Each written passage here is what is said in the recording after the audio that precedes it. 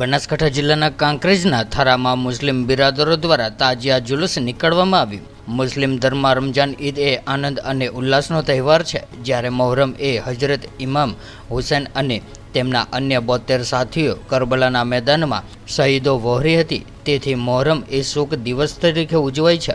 ત્યારે આથી મુસ્લિમ ધર્મની વાત કરીએ તો મોહરમ એ મુસ્લિમ ધર્મનો પહેલો મહિનો કહેવાય છે। ત્યારે મોહરમ મહિનાનો ચાંદ દેખાતા જ મુસ્લિમ ધર્મના લોકો પોતાના શહેરમાં ઇમામ હુસૈન ચોકમાં હોય કે અન્ય કોઈ મસ્જિદમાં હોય ત્યાં પણ 10 દિવસ સુધી મિલાદના પ્રોગ્રામ રાખવામાં આવતા હોય છે। ત્યારે આમ કરબલા અને ઇમામ હુસૈની શહીદોની ઇતિહાસનું બયાન કરવામાં આવતું હોય છે કે કરબલાની મહાન દુઃખદ ઘટના આજથી લગભગ 1400 વર્ષ પહેલાં બની હતી।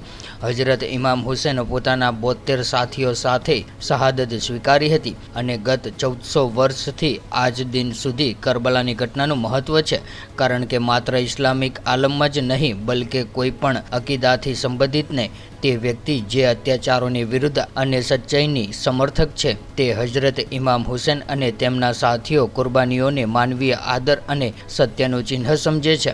મોહરમ એ હજરત ઇમામ હુસૈન અને અન્ય કરબલાના શહીદોની સ્મૃતિમાં શોકનો દિવસ ગણવામાં આવે છે। ત્યારે આ દિવસે મુસ્લિમો કરબલાની યાદમાં ઉપવાસ રાખે છે। તેઓ ઠંડુ પીણું, શરબત, દૂધની વાનગી બનાવીને દાનનું કાર્ય કરીને પુણ્ય કરે છે। ત્યારે આમ કાંકરેજમાં થરામાં મોહરમની 9મી રાત્રે પણ થરા શહેરમાં તાજિયા નીકાળવામાં આવ્યા હતા અને આમ 10મા દિવસે પણ બપોરે 2 થી 3 વાગ્યા સુધીના સમયમાં થરા શહેરમાં તાજિયા જુલુસ નીકાળવામાં આવે છે। ત્યારે દરેક ધર્મના લોકો તાજિયા જુલુસ જોવા માટે નીકળતા હોય છે અને લોકોની માન્યતા પ્રમાણે ઘણા લોકો તાજિયા નીચેથી નીકળતા હોય છે।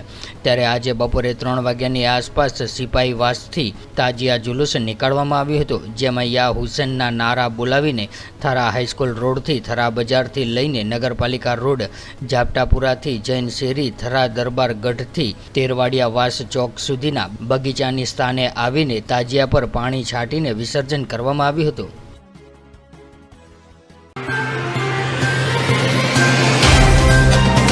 तो व्हाट्सएप, ट्विटर, फेसबुक, इंस्टा जहाँ भी आपका अकाउंट है, इसे शेयर बटन के द्वारा वहाँ पर शेयर करें।